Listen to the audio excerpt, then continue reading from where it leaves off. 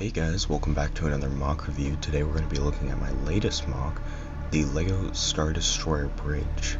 So without further any ado, let's get into this one because I'm pretty excited to show it to you.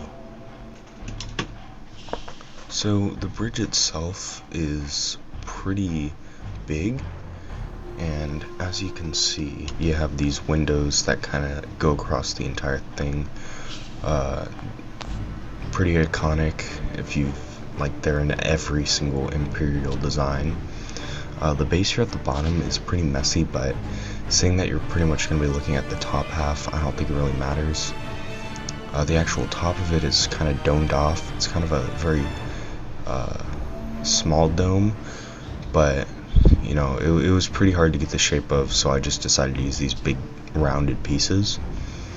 And then up here at the top, it's kind of sloped a little bit, and then you just have it just cuts off, and there's also this little vent. And in reality, I just ran out of the bigger slope pieces, so I just put this little vent here. You can think of it as whatever you want. I just think of it as a little bit of air ventilation, but the idea with that wall was just kind of to give the impression that this is more than just the bridge. Now we're going to open this up, and you can really just lift off these two panels. Now that these are opened up, you can see there's plenty of space for figures, both on the top and in these little divots. And you know, you got space for figures at the back, so I just put some stormtroopers there. And then you also have figures that can go all over the front, and also in that little divot area on each side of the walkway. Like, you got this guy who's staring out the window into space. But mainly, I would say, you know, if you had this model for play or display, it wouldn't matter. You know, there's lots of room here. But here in the walkway, I just kind of stood a guy up. There aren't any studs on that, but that's just kind of I thought it would look good smoother. But now that I have all the figures off, let's go ahead and look more at the details.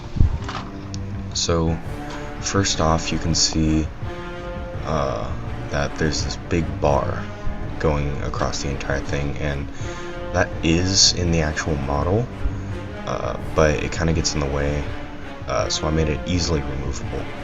But it's also sturdy too, so you can kind of rotate the whole thing. And you also have these little vents at the back. I did add them for texture because it kind of breaks up the wall. There aren't any on the side walls just because you're not looking at them as much. And there's also this tube. It's supposed to go all the way to the back, but I decided to just kind of have it on the front half. Now also, if I rotate this around, you can see that there's plenty of space to put a figure up at the front, so they can look out pretty much every single one of the windows without a problem.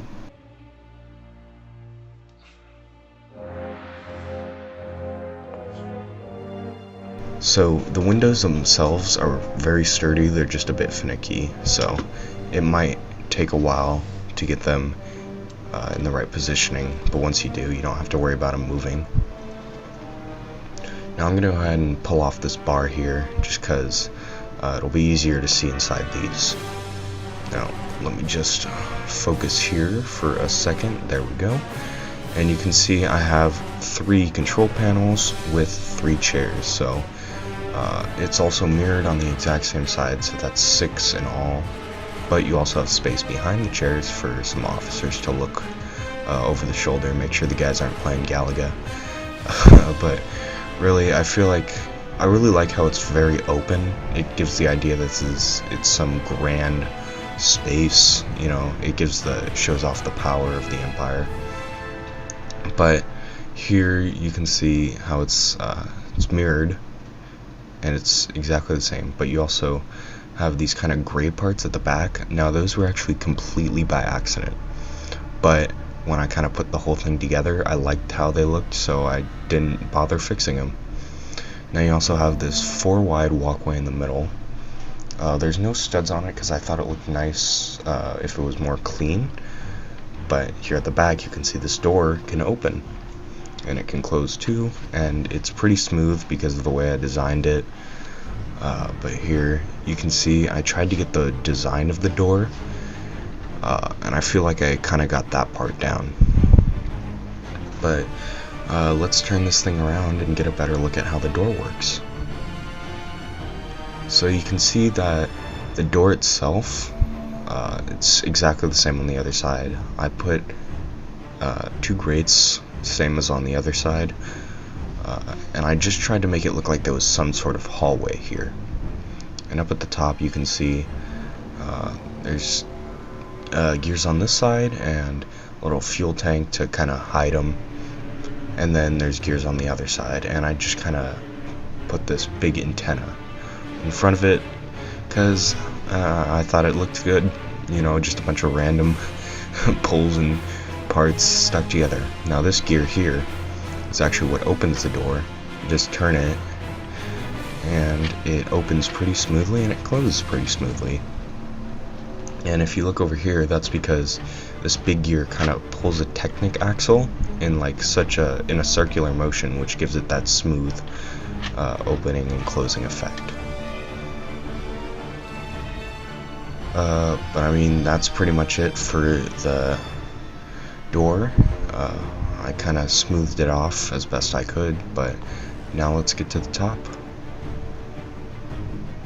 So the top here, I just started out with a big empty space and I didn't really know what to do with it, and I thought it would be a good idea to have a briefing room. So here you can see you have kind of a bigger chair for your higher up Imperial. Maybe it's or hold on, let me get this out of the way, that part's a bit delicate. But as I was saying, you have this kind of big chair here. I modeled this off the room in the Death Star. So the bigger chair is kind of like whoever's in charge, and then you have these smaller chairs.